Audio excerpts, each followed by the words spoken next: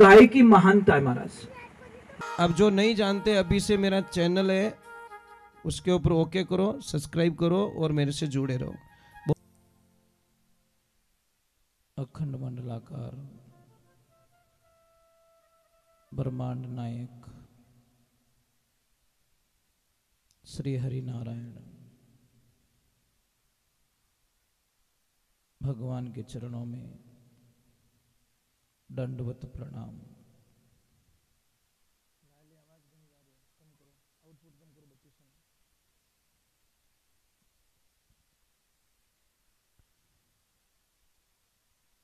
महाराज व्यास जी महाराज के द्वारा रचित, महाराज सुखदेव जी महाराज के द्वारा कथित श्री भागवत महापुराण को दंडवत प्रणाम। सर्व देवी देवता, ग्राम देवता और सभी कार्यकर्ता गण, सभी भक्तगण, सभी को दंडवत प्रणाम।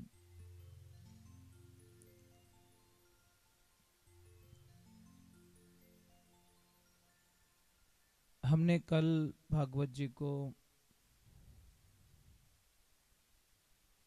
परीक्षित जी महाराज को जब ये पता चला कि मुझे श्रृंगी ऋषि के द्वारा श्राप दे दिया गया है, क्योंकि वो जो पाप करके गए थे उसके पहले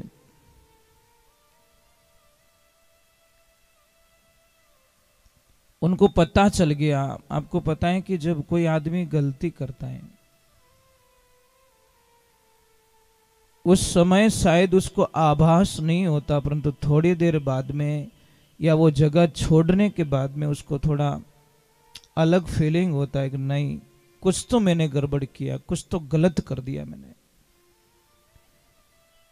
तो महाराज परीक्षित जी को भी जब राजमहल में गए और जो मुकुट पहना हुआ था वो जैसे ही नीचे उतारा, उनको बड़ी अटपटा लगा कि हे भगवान, हे नारायण, मैंने ये क्या कर दिया? मैंने एक महान ऋषि का अपमान कर दिया। वो उनको अपनी गलती स्वीकार करने के लिए, उनको मनाने के लिए, उनका आदर करने के लिए कुछ तैयारियां कर रहे थे कि मैं इतना सोना लेके जाऊंगा, इतने हीरे लेके जाऊंगा, इतने सुविधाएं लेके जाऊंगा और महाराज जी को मैं भेंट चढ़ा दूंगा, उसके बाद मैं क्षमा याचना मांगकर मेरी गलती का प्रायश्चित कर लूंगा। इतने में समाचार आ ही गए कि महाराज आपको श्राप लग चुका है कि आप 7 दिन में आपको तक्षक आएगा और वो डसेगा और आपकी मृत्यु हो जाएगी। एक तरफ उसको दुर्भाग्य मान रहे हैं और एक तरफ भाग्य मान रहे हैं। भाग्य क्या मान रहे हैं कि मैं बड़ा नसीब वाला हूं कि मुझे सजा मिली, और गलती करने वाला उसका प्रायश्चित यही है कि वो भगवान से कहे, प्रभु मुझे सजा दो, मुझे छोड़ो मत, अगर अब छोड़ दिया तो मैं और कोई गलती करूंगा, मुझे छोड़िए मत। और आप लोगों ने, शायद सब लोगों ने वो कहानी सुनी होगी कि एक लड़का बालपने में स्कूल जाता है और वो किसी की पेंसिल चुरा देता है, और पेंसिल चुरा के जब माँ के पास में ले जाके देता है कि माँ मैंने आज किसी लड़के के बैग में से पेंसिल चुरा दी है। माँ ने कहा बेटा किसको पता तो नहीं है? कि नहीं माँ, मैंने बड़े होशियारी से चोरी करके लाया हूं। क्या शाबाश बेटा शाबाश, किसको पता नहीं चलना चाहिए। बच्चे को बड़ी एनर्जी मिली, बड़ा बैलेंस मिल गया उसको। 4-5 दिन हुए, उसने पेंसिल की जगह पूरा स्टो बॉक्स ही चुरा दिया। ले गया माँ के पास, मेरे माँ को बोला माँ आज तो कुछ थोड़ा सा बड़ा किया मैंने। बेटा पता नहीं चलना चाहिए, दूसरों में घनी हमेटो। अब जिसको स्टू बॉक्स चोरी हुआ था, सारे लड़कों ने देखा उसको। उसकी माँ उसके पास में जाके बोलती तेरे बच्चे ने आज मेरे बच्चे का वो बॉक्स चुरा दिया है। उसने बोला कि तू जानती है मुझे, मैं कौन हूं? आज तो नाम लिया, आइंदे के साथ में नाम लिया ना तो मेरा नाम फलानी है, ध्यान रखना। नाम मत लेना मेरे बच्चे को। और बच्चे को और एनर्जी मिल गई। वाह भाई, मेरी माँ बहुत अच्छी, मेरी माँ रक्षक है। कुछ टाइम बीतता है, थोड़ा वो बड़ा काम करता है, स्कूल का टाइम पूरा हो जाता। तो एक दिन उसने राजा के दरबार में चोरी कर ली महाराज। पकड़ा गया। राजन ने बोला एक काम कीजिए,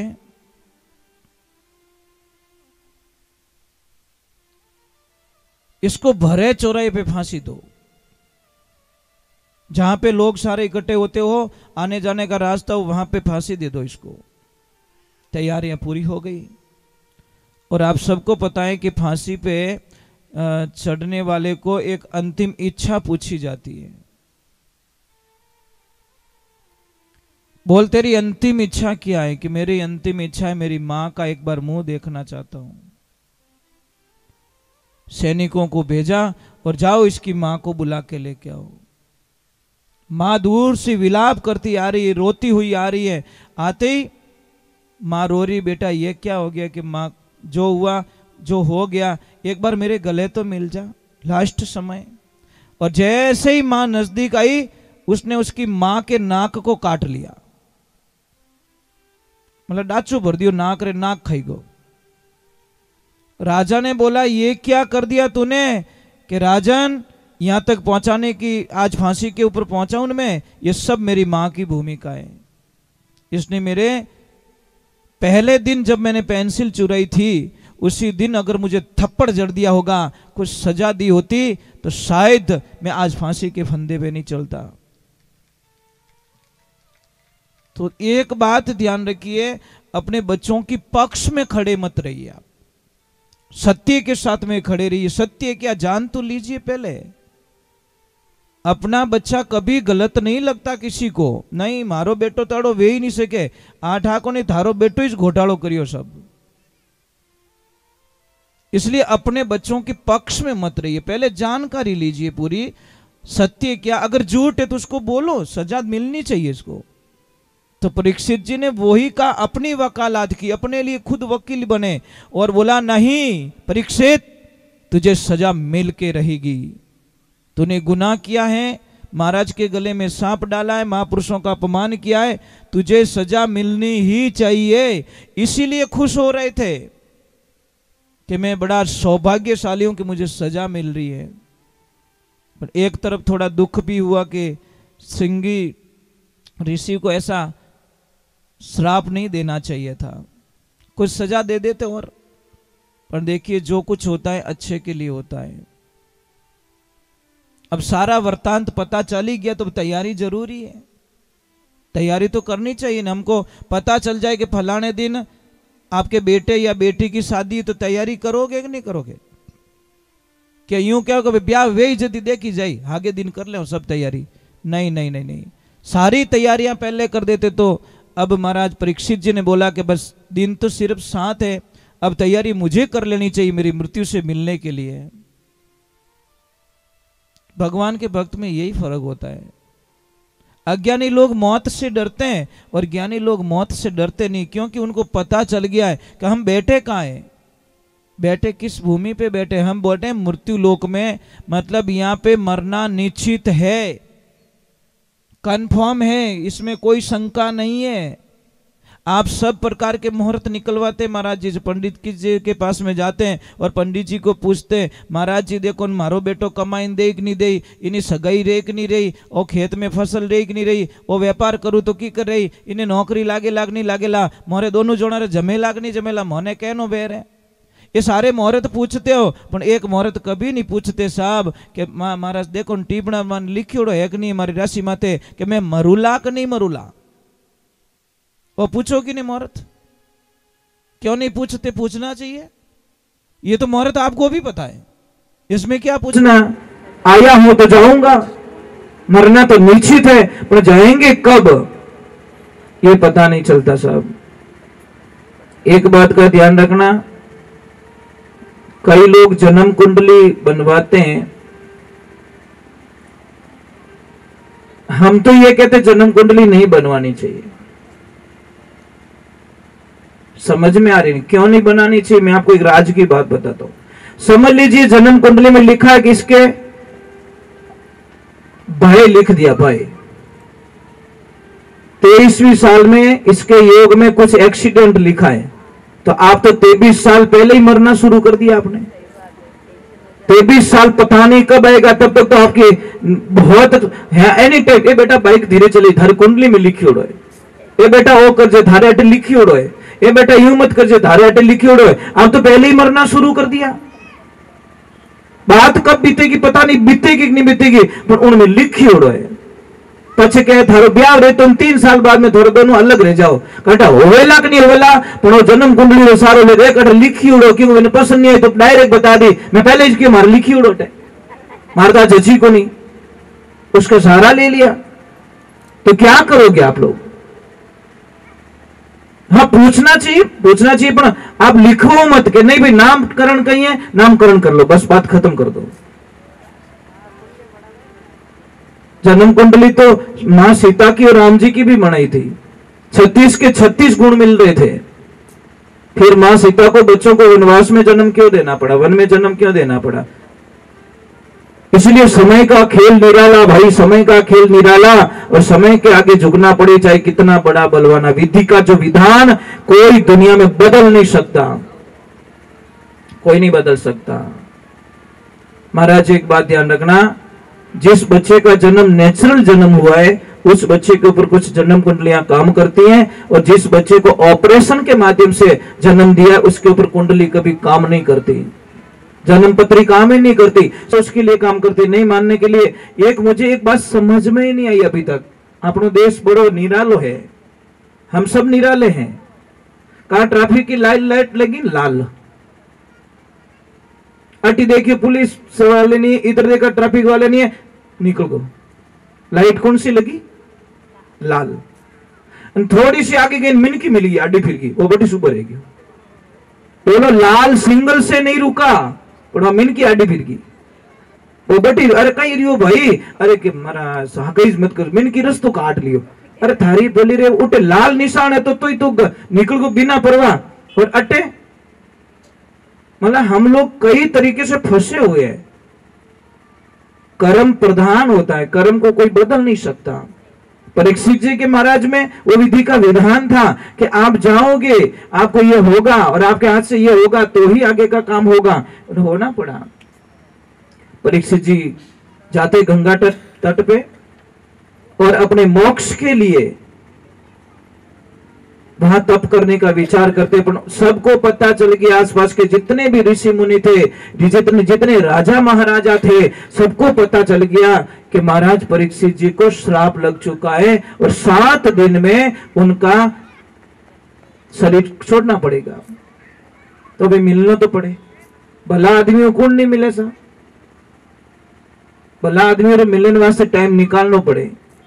भगवान की ऐसी लीला हुई, जहां परीक्षित जी महाराज रुके वहां पे हजारों ऋषि, हजारों राजा परीक्षित जी से मिलने के लिए आ गए।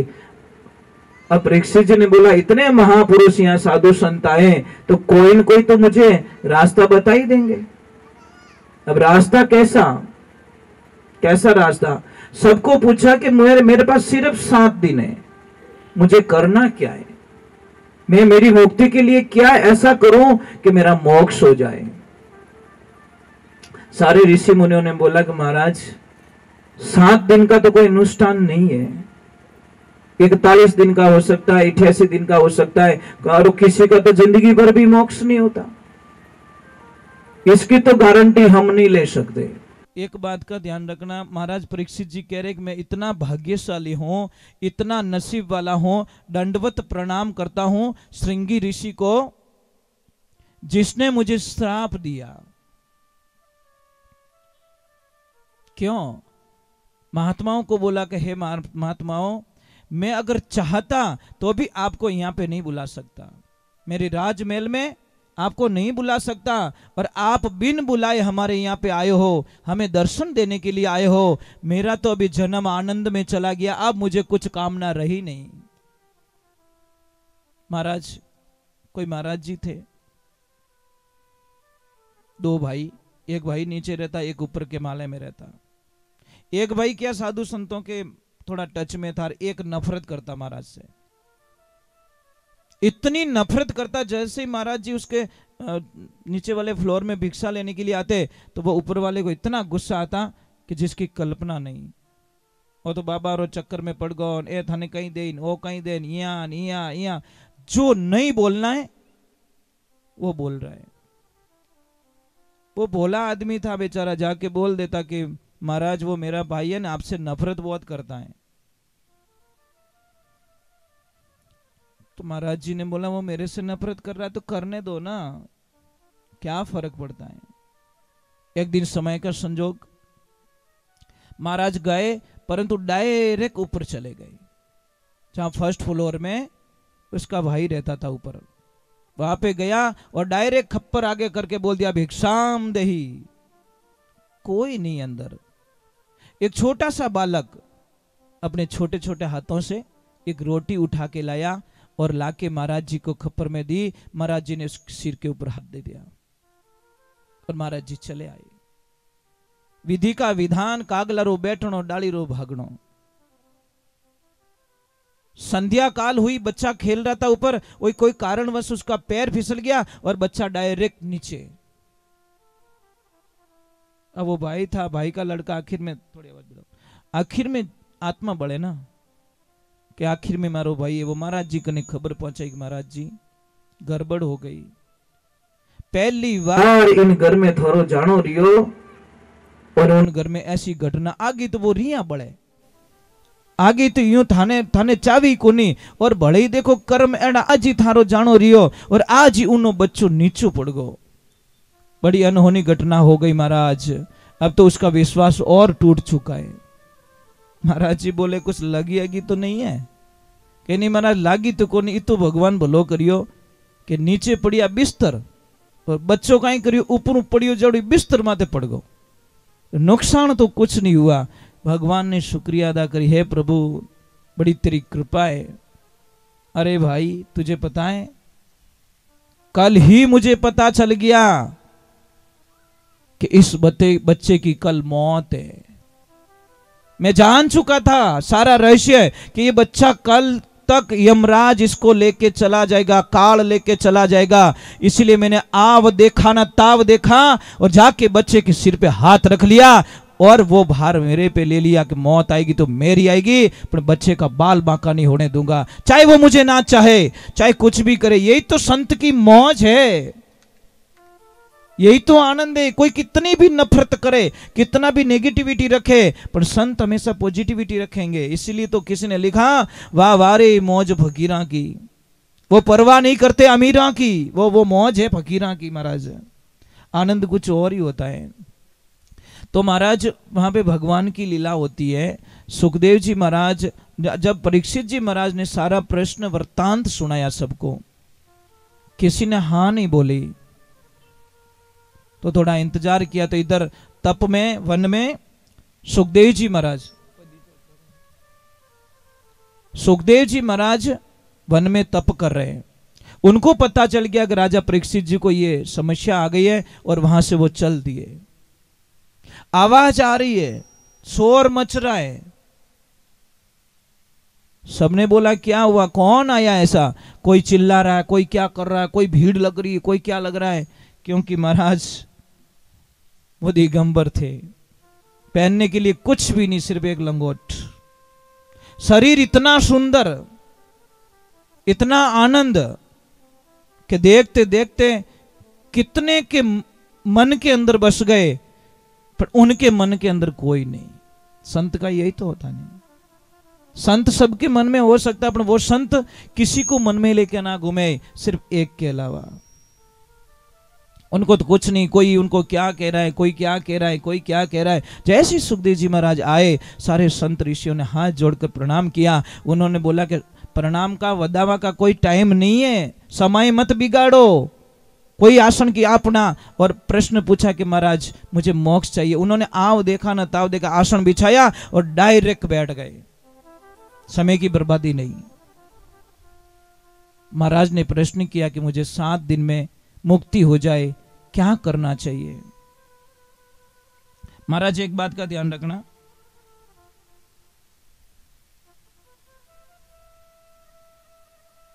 कोई महाराज जी थे, स्नान करने जाते रोज। एक वेश्या का घर रास्ते में ही। ज्यों महाराज स्नान कर पाछा आवतन भाई एक ही प्रश्न पूछती वेश्या कि महाराज कच्चा हो कि पक्का। महाराज कुछ नहीं बोलते, अपनी धुन में मस्त। फिर गए, फिर पूछते महाराज आप कच्चा हो कि पक्का हो। महाराज बोली को नहीं, आप धुन में मस्त। करते करते करते वेश्या ने पीछा नहीं छोड़ा। महाराज भाई पक्की भी ठाए कि महाराज इतना बजे अटे आवेला, 1000 काम छोड़, रोटी बड़े तो ही बड़े, पर दौड़ नीचे आनो। और महाराज ने पूछनो महाराज कच्चा हो कि पक्का। वही पक्की। महाराज करते करते करते महाराज जी का अंतिम दिन आ गया, महाराज जी चले गए, जवाब नहीं दिया। जब लोग लेके निकले, और बहुत भले संत थे इसलिए सबके दिलों में थे, महाराज सबने अंतिम यात्रा निकाली, बहुत सारा खर्चा किया, बैंड बाजा मंगाया, ये मंगाया। और जैसे ही लेके निकले, वेश्या को पता चला वो महाराज चले गए। वो बोले बिना बोले कैसे चले गए, मैं भी देखती हूं। माने मारो जवाब ही कौन दी, और इया जावे। मैं कच्ची नहीं हूं, वर्षों बीत गए मुझे उत्तर के इंतजार में, और मुझे उत्तर नहीं दिया, और बिना कहीं गया परा। उसने रोको इनको। बोले क्या करेगी, मैं दर्शन करना चाहती हूं। अरे भाई तू तो गंदी औरत है। अरे गंदी बंदी कुछ भी है, मारे कोई वचन दियोड़ो है, आपने कोई मांगो तांगो बाकी है, अरे ऐसे मैं जाने दूंगी नहीं। बोली महाराज हमें तो बता दो कच्चा हो कि पक्का। सब क्यों भाई, महाराज तो काले किया है, कहीं कच्चा पक्का रो खेल खेले रही है। बड़े बोले महाराज कच्चा हो के पक्का, एकदम बोले कि भाई हमें पक्को हूं, मैं हमें पक्को हूं। क्योंकि जब तक जी रहा था तब तक तो मुझे थोड़ी शंका थी कि क्योंकि कदी कदी अच्छो ड्राइवर महाराज भजीड़ मेल दे, नहीं कहे कि 50 साल रे माने एड़ो हैवी ड्राइवर है, इन्हें हाथों कदी एक्सीडेंट नहीं रियोड़ो और उणूज भजेड़ लगी जाए। इसलिए ये मत सोचो कि मेरी उम्र 70 साल की हो गई, अब मेरे से गलती नहीं होगी। गलती का अगर मौका दोगे साहब तो गलती हो जाएगी। आप चांस में वो मत देखिए कि, क्योंकि गलती में उम्र नहीं देखी जाती। आप गलतियों से बच के रहना सीख सकते हो। कमल होता है ना साहब, कमल कीचड़ में रहता, अपने कीचड़ को टच नहीं होने देता। हम संसार में रहे तो परीक्षित जी महाराज को सुखदेव जी महाराज ने बोला विरक्ति करो। विरक्ति क्या, मोह माया, सबको कनेक्शन खत्म करो। कि कैसे करो, तो महाराज जी तो देखो संत लोग तर्क से समझाते। कभी भी एक नारियल मंगाया, ये पानी वाला, और पानी वाला नारियल मंगा के बोला कि इसको तोड़ो, परंतु शर्त ये है कि ये नारियल अंदर से नहीं टूटना चाहिए, खाली बाहर बाहर का खोलिया निकालो। ऐसे हिलाया तो वो तो पानी। बोले महाराज ये तो नहीं हो सकता। कि क्यों, कि वो तो चिपियोड़ो ही ने, ये नारियल चिपका हुआ है, अगर बाहर की कवर को तोड़ूंगा तो अंदर का कवर जरूर टूटेगा, और ये नहीं हो सकता। कि क्यों नहीं हो सकता, कि वो इन हाल टच में है। तो महाराज ने बोला कुछ और उपाय, तो मंगाया सूखा नारियल, जो ऐसे बजाए तो अंदर खाली नारियल बज रहा था, पानी नहीं बज रहा था। महाराज बोला अब इसको तोड़ सकता हूं, तो बोला कि इस नारियल जैसे हो जाओ। रहो नारियल में, टच मत रहो, तुम अकेले हो जाओगे। जब अकेले हो जाओगे तो इस खोखले को कोई तोड़ सकता है, तुमको कोई नहीं तोड़ सका, तुम बच जाओगे। परंतु अगर टच में हो तो आप भी साथ साथ में टूट जाओगे। ये बात अवश्य ध्यान रखे महाराज। राधे राधे। अगरबत्ती प्रभु वहीं करना मंदिर में। हाँ जी, यहाँ पे लगा सकते हो ऐसे। हाँ जी, राधे राधे बोलना पड़ेगा, थोड़ा जोर से बोलो ना। नहीं नहीं नहीं, कंजूसी नहीं भाई। क्या तो जिम आवना ही नहीं, जिम आवना तो पचे रोटियां गिननी नहीं कि भले लाऊं कहीं मेहमान के धापोड़ी नहीं लाऊं तो बढ़िया, दुख मत देखो। जब भगवान की शरण में हरि शरणम कह देते हैं, उसके बाद में कंजूसी क्यों महाराज। राधे राधे राधे। तो महाराज परीक्षित जी को सुखदेव जी महाराज का बहुत अच्छा प्रश्न लगा और महाराज जी ने बहुत ही अच्छा उत्तर दिया कि करना क्या। पहला पड़ाव कहां से शुरू हो रहा है, 3 चीजें बताई, स्वरण, दूसरा स्मरण और तीसरा है कीर्तन। 3 रास्ते बताए। सुनो तो ध्यान से सुनना, मतलब मन विचलित नहीं होना चाहिए, एक एक शब्द का ध्यान रखना पड़ता है। और पता है लॉटरी लगती है ना साहब, तो 1 नंबर गलत आता है तो लॉटरी खत्म हो जाती है, और 1 नंबर सही आई गोरे तो करोड़पति बनाए दे रोडपति ने।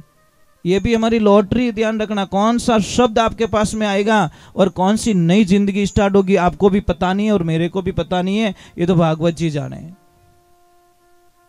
तो पहले सो ध्यान लगा के सुनो। आप सोच रहे हो कि एक छोटी सी बात है, स्टैंड पे गाड़ी पड़ी है, गाड़ी तो पड़ी है पर ड्राइवर नहीं है।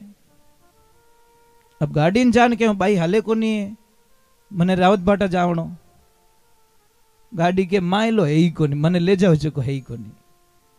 एड्रेस तो साहब हम किसको बताते, ड्राइवर को बताते। गाड़ी रे चेपियों कोई गाड़ी बट ले जान छोड़ने वाली नहीं है, ये ड्राइवर को, ये तन आपकी गाड़ी है, ध्यान रखना, और मन आपका ड्राइवर है। इस मन को समझाओ कि तू ही गाड़ी में बैठो रहे, शांति हूं, अट उठ भटक रो तो मत, फिर थारे भाड़ो आवे को नहीं, पच के धंधो नहीं रहे बैठो, आखो दिन रो तो फिर गाड़ी हुनी छोड़े। तो इस शरीर ने हुनो छोड़ रो, मन आगो पचो फिरेला तो थाने कोई फायदो मिलन वालो। देखो शरीर की पूर्ति के लिए ये मुख बनाया और यहां से पूर्ति होती है। भूख लागे तो कानड़ा में थोड़ी जूस गालो, समझ में आ रही नहीं। कानड़ा बंद कर पाछे मुंडो फाड़ो तो मारी आवाज सुनाई दे। तो रास्ते ही पूरा अलग दे दिया मन तक बात पहुंचाने के लिए। आउटपुट इनपुट, ये ध्यान रखे।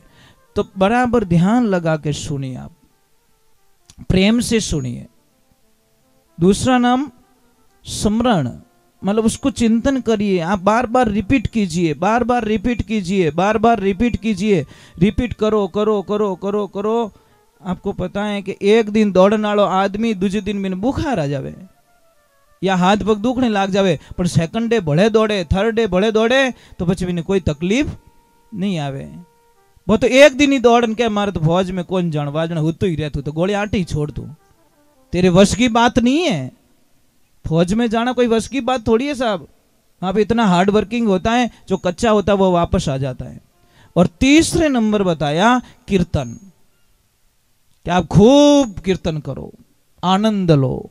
कलयुग केवल नाम आधारा, सुमिर सुमिर नर भव उतरे पारा। कीर्तन कीजिए, आप गाइए, कैसा भी गाइए, आवे चढ़ो ही भगवान रो भजन गावो, जैसो आवे बेड़ो ही गावो, पर गाणो चाहिए। कई लोग तो शर्म करे कि मारू कहीं गाव नहीं आवे। तन गाव नहीं आवे तो हाका करनी तो आवे।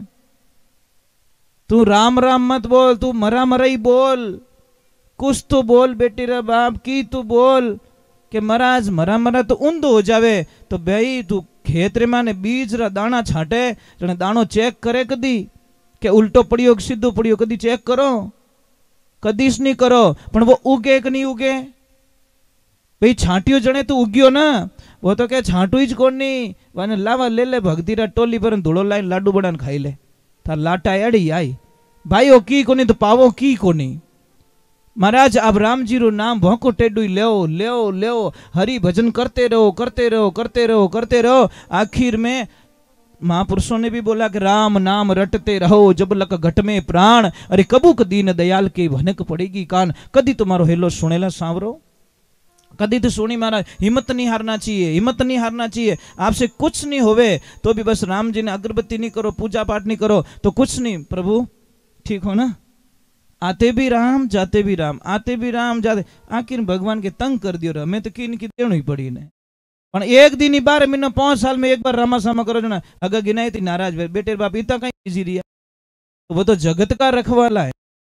जब अपना ये लोग ही नाराज हो जाए महाराज, इस शरीर के लिए हम कभी अहंकार न करें। शरीर की कोई परिभाषाएं नहीं होती, कितने दिन चलेगा कोई ठिकाना नहीं है। मैं आपसे एक प्रार्थना कर रहा हूं, आपका जीवन है, आपका जीवन 2 तरह का है। सबसे पहले कोई आदमी यहां से लकड़ी लेके जा रहा है, भाई यहां पे भंडारा चलता है, तो भंडारा वालों ने बोला कि भैया संध्या काल हो गई है और भंडारे में यहां पे धुने पे लकड़ी खत्म हो गई है। एक काम करने, तेरी बड़ी कृपा हो जाएगी, आधी लकड़ी तू मुझे दे दे, आधी लकड़ी तेरे घर पे ले जा। तो वही बाबा का कोई परम भक्त था, महादेव का भक्त था, उसने देर नहीं की, लकड़ी को काटा, आधा पकड़ा दिया धुने पे और आधा लेके चला गया घर पे। लकड़ी कितनी? 1। भाग कितने हो गए? 2। एक पहुंची घर पे और एक पहुंची धुने पे। अब दोनों को अग्नि मिली है साहब, दोनों को अग्नि मिली है। घर के चूल्हे में भी अग्नि मिली और धुने पे भी अग्नि मिली, पर देखिए दोनों का वर्चस्व पूरा धरती आसमान का फर्क हो गया। जो लकड़ी धुने पे जलाई गई, जो लकड़ी चूल्हे में जलाई, उनो बनियो राखोड़ो, कहीं बनी राख बन गई। और जो लकड़ी धुने पे जलाई उनी बन गई बबूती, केसर बन गई महाराज। सिर्फ एक थोड़ा सा रास्ता चेंज किया उसने, एक गई मंदिर, एक गई घर्रा चूल्हा में। समझ में आ रही कि नहीं आ रही? तो आपका जीवन है। मैं ही नहीं कहता कि मंदिर पे आके बैठ जाओ, हम ये कभी नहीं कहेंगे। आप तो घर पे भी कीर्तन करने का आइडिया बताता हूं, आप घर पे लगा दो, रसोई में बर्तन धो रहे हो साथ साथ में गाओ, बज रहा है घर पे। पण ए टाबरिया लगावण दे तो टाबरा ने सीजे फिल्म। कोई भी बच्ची ने मां काम बढ़ा दे, बेटा वो काम कर ले, तो प्लीज मम डोंट डिस्टर्ब मी, मम्मी मैंने डिस्टर्ब मत कर, मारे फेवरेट सीरियल आ रही है, क्योंकि बर्बादी इनू लिखी जी मारी। अगर ये नहीं देखूंगे मैं आगे बर्बाद कैसे होंगी। अरे बेटी रामायण देख लेती, तने कोई संस्कार मिलता, कोई भगवान का भजन सुन लेती, थारा विचार गंदा विचार नेगेटिविटी में पॉजिटिविटी में आ जाता।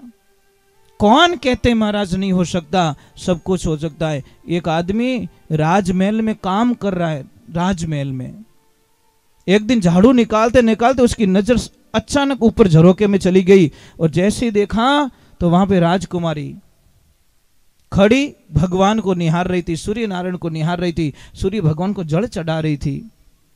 जैसे ही देखा तो वो झाड़ू यहीं पकड़ी रह गई, वही देख तो ही रह गयो, क्योंकि उसने ऐसी सुंदर स्त्री कभी देखी नहीं। अब उन दिमाग ही काम करना छोड़ दियो।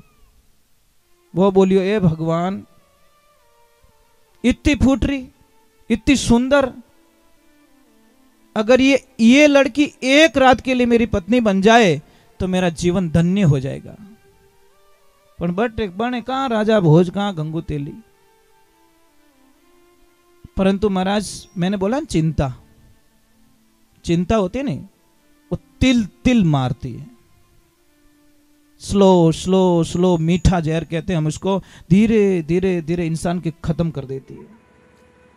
अब वो घर पे गया तो खाना नहीं खा रहा, नींद नहीं आ रही उसको, बात नहीं कर रहा ठीक से किसी से, सबके ऊपर गुस्सा गुस्सा चिढ़ना। वहां पे भी अटू झाड़ू निकल जाए तो बटू निकली को नहीं, जटू काटो जटू नहीं काटे, जटू नहीं काटनो बटू झाड़ू काटे।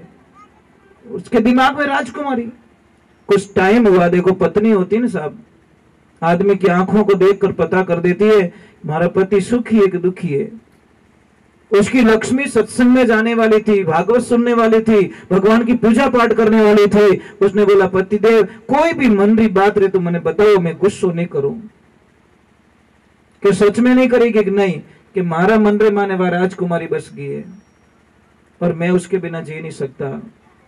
वो सिर्फ एक रात के लिए मेरी पत्नी बन जाए तो मैं कभी जीव सकूं, नहीं तो मैं कुछ ही दिनों में मरने वाला हूं। पत्नी ने बोला कोई बात नहीं, ठीक है, मैं कोशिश करती हूं। या तो पचे मौतरो निमंत्रण पत्रिका आई है या पचे कटे काम हो गई है। अब वो महाराज सुबह का टाइम गई राजमहल में और बोला राजकुमारी से 2 बात करनी है। दासियां लेके गई, रोने लगी, हे राजकुमारी जी, मेरा सुहाग बचाना या नहीं बचाना आपके हाथ में। राजकुमारी बोले मैंने क्या किया? कि कुछ नहीं किया।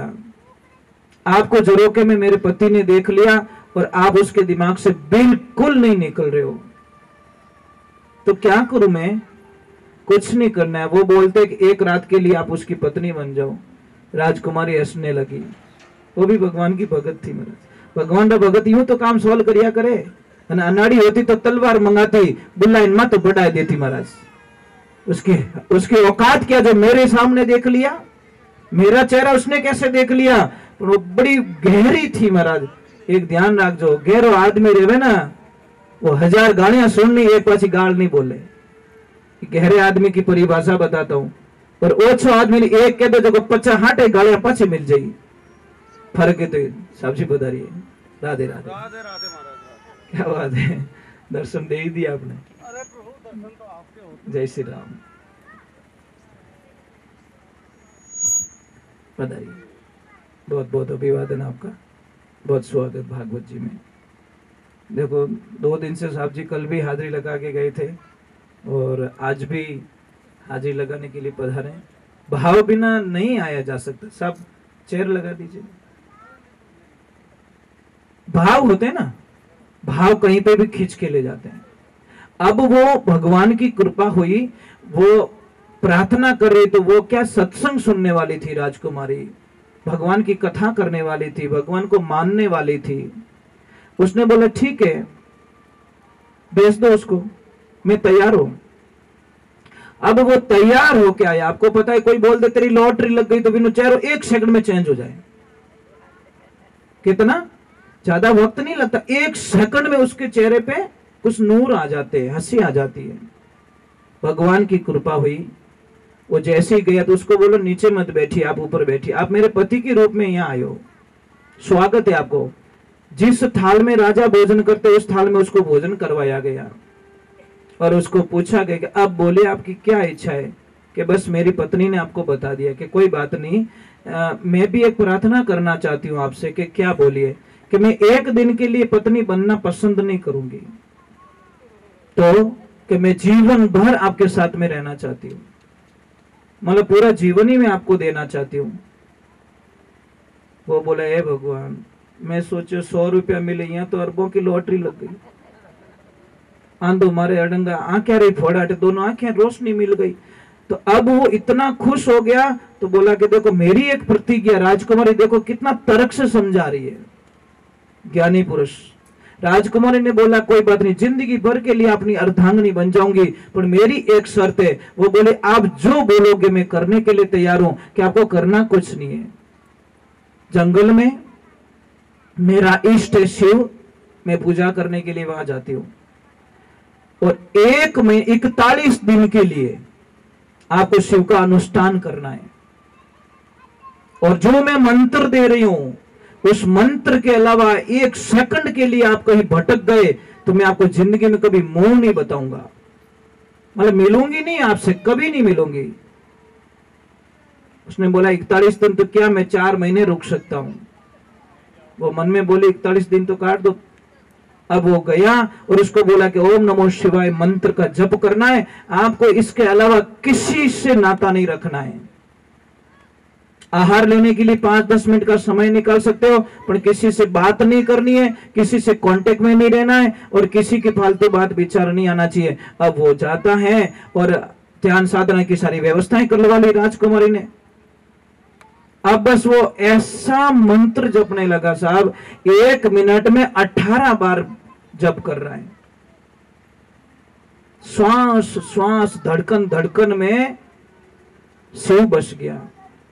वक्त ऐसा आता है जब वो 41 दिन बाद में जाकर राजकुमारी जाके हाथ जोड़ के उनको बोलती है आंखें खोलो,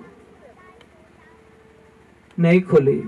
आंखें खोलो, नहीं खोली। आंखें खोलो, थोड़ा जोर से बोला आंखें खोलो। घंटी बजाए, ढोल बजाए, सारा वाद्य यंत्र बजाया, तब जाके उसकी थोड़ी सी आंखें खुली। सामने राजकुमारी खड़ी कि पहचाना मुझे?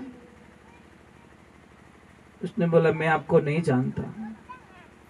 अरे मैं वो राजकुमारी कि मैं किसी राजकुमारी को दुनिया में नहीं जानता, मैं सिर्फ शिव को जानता हूं। किसी को नहीं जानता मैं, सिर्फ मैं। शिव के अलावा मुझे दुनिया में कोई नहीं दिख रहा है। हे माते, मैं आपको प्रणाम करता हूं। कहां विषय वासना का भाव लेके राजकुमारी के पास में गया और कहां उसने मां का शब्द का उपयोग कर लिया। ये ज्ञानी और अज्ञानी लोगों का तर्क यहां पता चलता है। इसलिए ध्यान रखिए, जिंदगी में जीवन बहुत छोटा है। आप अपने जीवन काल में कुछ अच्छा करके जा सकते हो और कुछ खराब करके जा सकते हो। कितना जीना हम लोगों को, कोई भरोसा नहीं है साहब। सती आवत देख के तुलसी आवत देख के सती निवाया शीश, तुलसीदास मुख से बोले अमर चूड़ा आशीष। सती तो हकी बेकी रह गई कि बाबा क्या बोल रहे हो, क्या हुआ कि मैं पति हमारा मर गया, अभी मैं भी मरण को जाए, तुलसी तेरे वचन का क्या होशी हवाल। बाबा कुछ उल्टा बोल दिया आपने कि कहीं कि आपने बोला अमर चूड़ा आशीष, मेरा तो पति मर चुका है, वो देखो यात्रा आ रही है और देखो मैंने 16 ही श्रृंगार किया, मेरे पति के पीछे सती होने जा रही हूं और आप तो कोई उन ही बोल का कट जोश में। तुलसी बाबा ने बोला गजब हो गया ये तो, पर बोलवाया तो शायद उसने, मैंने कुछ नहीं बोला। तुलसी मुर्दा मंगाए के मस्तक धरिया हाथ, मैं कछु नहीं जानो तो जाने रघुनाथ। महाराज उस आदमी को जिंदा होना पड़ा क्योंकि संत ने वचन दिया था। संत का आपको बताएं, बेटा कोई गलती करता है साहब तो नाम पहले बाप का खराब होता है। बेटा तो कहीं तो ओळखे नहीं ओळखे पर बाप रे माथे कलंक जरूर लागे। फलाण जी रो बेटो, फलानी समाज रो, फलानी गांव रो, विनित पछे लिस्ट में ले पर लिस्ट पहला आ बनेला, इने वास्ते ध्यान रखजो। जीवन को दाग लग जाए, हमारी वजह से किसको तकलीफ नहीं होनी चाहिए। सबसे पहला संसार में सबसे सुखी व्यक्ति वो हैं जिन्हें पड़ोसी बढ़िया मिल गो, और जिन्हें पड़ोसो बढ़िया है उन्होंने सुखी जीवन कोई हो ही नहीं सके। महाराज घरो पड़ोसी बढ़िया रहे तो सुबह उठते ही राम राम करो कि नहीं करो, અને ખડૂસ રહેતો સુબેરો કચરો ઢગલો હટી મિલે, પછી નીકળે જાડુ રી મહાભારત ખેંચાતા ઓ તું ને કયો આ આટનું જાડું ફેંકે બાબટનું જાડું ફેંકે दोनों खड़ी जावे। अच्छे पड़ोसी, अच्छा पड़ोसी खेत में मिल जाए तो 4 दिन के लिए हम कहीं जा रहे हैं, बोल के जाते भैया थोड़ा ध्यान रखना मैं 5-7 दिन पाछा हूं ला। और खड़ूस मिल जाए तो रात हेरिया खोल दे, गाँव रे डंड हमारे गाल देगा कमाई जेतु तो।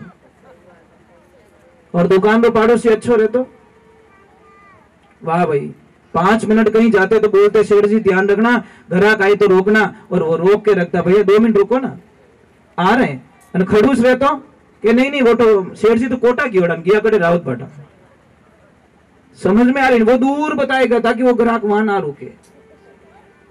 और एक बात है, सीट पे हम कहीं यात्रा कर रहे, सीट पे अगर पड़ोसी अच्छा मिल गया तो आपको पता है 4-5 घंटे कब निकल गए। और खड़ूस मिल जाए तो हे राम, बोल में ही कटे अड़गा रहो नहीं तो ही झगड़ो तैयार। जिंदगी में ऐसा जीवन जीना, ऐसा जीवन जीना। कई लोग मुझे बताते कि महाराज हमारे कमर में बहुत दर्द है, बहुत दर्द है, बहुत सारी दवाएं ली, कमर दर्द ठीक नहीं हो रहा है। इलाज सबके घर में पड़ा है, पर लेते नहीं है लोग। हमारी आदतें गलत हो गई। बाजरी यूज करते हो, बाजरे की रोटी खाते हो, बस यही समस्या। बस ओरिजिनलिटी से हम बहुत दूर जा रहे हैं। आपको बताएं बाजरे की रोटी में ताकत कितनी होती है, आप कल्पना भी नहीं कर सकते। बाजरे की रोटी बनाइए, उसको सेकना नहीं है पूरी, थोड़ी सी सेक दो उठा लो, थोड़ी सी सेक लो उठा दो, दोनों तरफ से खाली कवर बनना चाहिए, पकना नहीं चाहिए। और जहां पे भी आपका कमर दर्द हो रहा है, किसी का भी, वहां पे उस बाजरे की रोटी को बांध दो। पहले टच करना बॉडी को भी, हाँ गर्म नहीं लग रही है, बराबर है। देखो आप कल्पना नहीं कर सकते कि 10-15 रुपए में हमारा कैसा इलाज हो रहा है। और आपको पता है घुटनों में दर्द होता है ना, घुटनों में ये जो चूना आता है ना खाने वाला, इतना सा चूना लो, खाना खाने के बाद में पानी में डालकर 1 गिलास पानी में डेली इतना सा चूना लेकर हमेशा पीना स्टार्ट कर दो, आपके घुटनों का दर्द गायब हो जाएगा। ये कोई मजाक नहीं है, आप प्रमाण कर लेना। किसी को कितना भी जॉइंट हो रहा है, कहीं दर्द हो रहा है, आप कोई तेल से मालिश मत करो, सिर्फ तिल के तेल से मालिश करो। और आपको विश्वास नहीं है, कल प्रयोग कर लेना। मेरी बात पे विश्वास बाद में करो, पहले प्रयोग करो। मैं बताऊं, 10 बर्तन ले लेना आप, मिट्टी का बर्तन लेना, पत्थर का बर्तन लेना, या पत्थर के बर्तन ले लेना 10, जिसमें अलग अलग तेल भर देना आप। कोई सरसों का तेल है, कोई किसका तेल है, कोई नारियल का तेल है, कोई किसका तेल है, ऐसे करके 10 बर्तन में एक में तिल का तेल डाल देना। सारे पत्थर के होने चाहिए। 1-2 दिन बाद में देखना, जिसमें आपने तिल का तेल डाला, वो पत्थर का जो बर्तन होगा ना, वो नीचे से पूरा गीला मिलेगा आपको। दूसरा कोई बर्तन गीला नहीं मिलेगा, क्योंकि किसी तेल की औकात नहीं है जो पत्थर को चीर के पार हो जाए। सिर्फ ये तेल शब्द कहां से शुरू पता है? सिर्फ तिल से। तेल शब्द पहले था ही नहीं, तिल से ही तेल शब्द शुरू हुआ। तो हम लोग क्या करते हैं कि रिफाइंड खा रहे हैं, और रिफाइंड में थोड़ा प्रॉब्लम्स होती है साहब। रिफाइंड मत खाइए आप, भले महंगा पड़े, तिल का तेल महंगा पड़े, आप लीजिए, तिल लीजिए, खरीद लीजिए, भले 200 को 300 रुपया देना पड़े, ओरिजिनल तो खाओ। हम खाते नहीं। किसी भी बच्चे की अगर हाइट नहीं बढ़ रही है, आप देसी गाय माता का दूध लीजिए, दूध लेने के बाद में 100 ग्राम दूध ले लीजिए, उसको शाम के टाइम में गर्म करके दही बना दीजिए, सुबह में वही दही कटोरी में लीजिए। पर ये ध्यान रखें, लोहे के बर्तन में उबालना पड़ेगा दूध को। मैंने कल एल्यूमिनियम के लिए मना किया, मैंने समझ में आई नहीं, एल्यूमिनियम बर्तन यूज नहीं करोगे आप, क्योंकि वो मिलता नहीं है, तत्व नहीं मिलता उसको। लोहे के बर्तन में गर्म कर दो या मिट्टी के बर्तन में गर्म कर दो। गर्म करने के बाद में सुबह में दही बना दीजिए, बनाने के बाद में इतना सा दही लीजिए और इतना सा चूना, जो खाने वाला चूना, उसमें डालकर बच्चे को खिलाना स्टार्ट कर दीजिए। आप कल्पना नहीं कर सकोगे बच्चे की बुद्धि का विकास इतना क्यों हो गया। कई लोग हमारे पास में आते हैं कि महाराज हमारा बच्चा कहना नहीं मानता, हमारा बच्चा जिद बहुत करता है, हमारा बच्चा आलसी बहुत है, हमारे बच्चे को हमारी कदर नहीं है। तो हम एक प्रश्न करते, भाई दूध किसका पिला रहे हो? बोलते भैंस का। तो फिर राम राम, ठीक है, इसका इलाज हमारे पास में नहीं है। कारण बता लेता हूं। एक अनजान गाय को, देवियों आज काम करना, अनजान गाय, जिस गाय को आप जानते नहीं हो, आप भी कर लेना, उसको एक रोटी और इतना सा गुड़ दे देना, टाइम लिख देना कि इतने बजे मैंने इस गाय को रोटी दी। सेकंड डे बिना बताए वो गाय वहां पे आ जाएगी, उसी टाइम पे आएगी। और भैंस को बादाम का हलवा खिला देना, चली जाएगी भैंस, घर पे मालिक इंतजार कर रहा है, और जैसे ही उसको कीचड़ मिलेगा वो मेकअप कराने के लिए ब्यूटी पार्लर में घुस जाएगी, कीचड़ में घुस के वापस निकलेगी। उसको मालिक से, बच्चे से कोई लेन देना नहीं है, उसको कीचड़ चाहिए। जिसकी बुद्धि ही कीचड़ में आनंद में लेती हो, वो कैसे हमारी शुद्धता हो सकती है। दूसरे नंबर, अब एक बछड़े को छोड़ना, भैंस के बछड़े को 10 भैंसों के बीच में 8 भैंस की लात खाएगा ना, तब उसकी मां मिलेगी उसको। और गाय के एक बछड़े को 100 गाय के बीच में छोड़ना, विथिन 2 मिनट में उसकी मां को ढूंढ निकालेगा। वो कोई गाय रे नीचे जान नहीं पड़े, वो डायरेक्टली उसकी गाय माँ को ढूंढ देगा। अब भैंस रो दूध पिए ना रो टबर आप जिद करे तो करे लाई में कोई शंका नहीं है, गाय का दूध पिलाओ। तीसरे नंबर भैंस के बच्चे को देखना, जैसे ही भैंस का बच्चा दूध पीता एक तरफ जाके सो जाता है, आलस आता है उसको, फैट ज्यादा होता है ना, दूध जितना पतला होगा उतना गुणाकारी होगा। ये ध्यान रखने की बातें होती है। हम पतले दूध को कमजोर मानते, पतला दूध कमजोर नहीं हो सकता, पतला दूध ताकतवर होता है और होता गाय का, इसलिए उसको अमृत का रूप दिया गया। अब देखिए वो बछड़ा जाके सो जाएगा, पर गाय के बछड़े को देखिए, जैसे दूध पिएगा अपना चेंज करेगा और पूंछ लो ऊंचो करी और भाग दौड़ स्टार्ट। ठीक साहब, धन्यवाद, बहुत बहुत साधुवाद आपको। पधारते रहिए, दर्शन दीजिए। आज तीसरा दिन तो हो गया, अभी 2-3 दिन के और मेहमान है हम लोग। जय श्री राम, जय श्री राम। तो ये गाय की महानता है महाराज, गाय का बछड़ा आलस नहीं करता। एक बात और बोल दूं आपको, जैसे कि भैंस गाय जिस दिन बच्चे को जन्म देती है ना, आज ही हमारे आश्रम पे गैया मैया ने बछड़े को जन्म दिया। आज अभी फोन आया था सुबह सुबह कि एक माँ ने बछड़े को जन्म दिया है। तो जहाँ पे बछड़े को जन्म देती नहीं, वहां की जो गीली मिट्टी होती है वो खराब नहीं है, वैसी पवित्र दुनिया में कोई हो नहीं सकती, पर उसको हम गंदी मान लेते हैं, दौड़ डाल देते हैं, उसको हटा देते हैं। जहां पे गाय बछड़े को जन्म देती है उस मिट्टी को उठाइए आप, गिली गिली मिट्टी को, और अपने घर पे जाके चौका दीजिए, देखो आपके कितनी समस्याएं खत्म हो जाएगी। आप कल्पना भी तो नहीं कर सकते।